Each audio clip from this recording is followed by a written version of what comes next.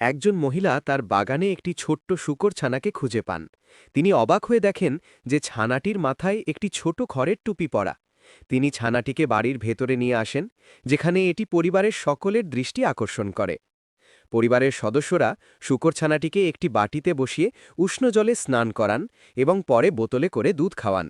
শক্তি ফিরে পেয়ে ছানাটি পুরো বাড়ি ঘুরে দেখতে শুরু করে এবং ধীরে ধীরে সবার সাথে মিশে যায়।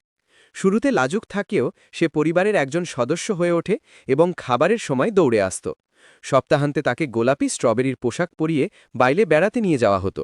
দিন শেষে খাবারের জন্য সে জোরে চিৎকার করত এবং পেট ভরে গেলে শান্ত হয়ে ঘুমিয়ে পড়ত।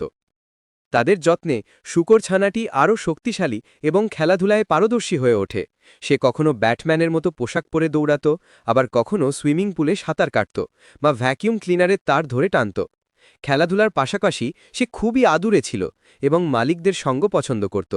বাড়ির মালিকরা ফিরলে সে তাদের পিছু নিত, পছন্দের কলা দেখে আনন্দে চিৎকার করত এবং আদর করার সময় তাদের কোলে উঠে যেত। ভিডিওর শেষে দেখা যায় শূকর ছানাটি বড় হয়ে গেছে এবং পরিবারের একজন প্রিয় সদস্য হিসেবেই তাদের সাথে রয়েছে।